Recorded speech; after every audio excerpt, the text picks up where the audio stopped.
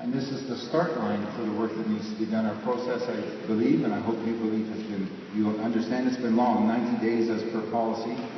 It's been comprehensive.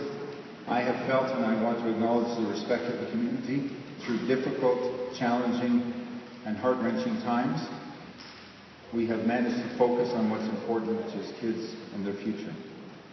And as I said, the results will be difficult for some people and communities to process.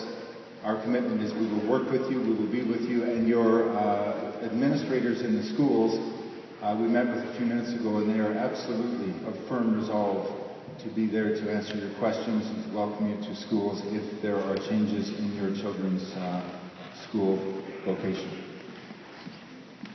We made decisions from the beginning of this process to say that if you have to value programs and services for kids versus facilities and transportation, there's no contest.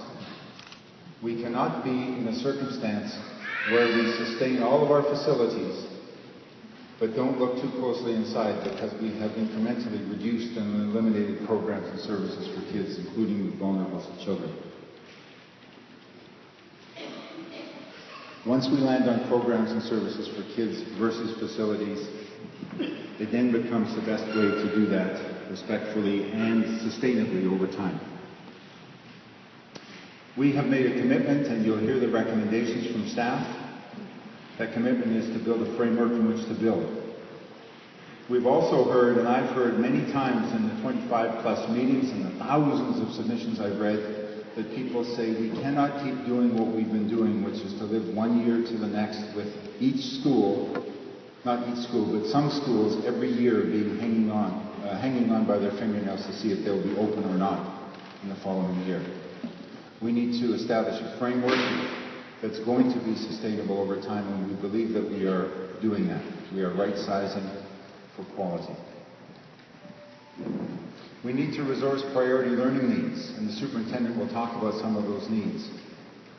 You know what they are. They are early learning and intervention, early literacy, making the earliest possible difference for kids so they get the traction to allow them to fulfill their capacity. You know another priority is to address and support and engage the Aboriginal learner and the Aboriginal community. That is a fundamental and a significant priority in the school district, and we have to be able to commit and sustain our commitment.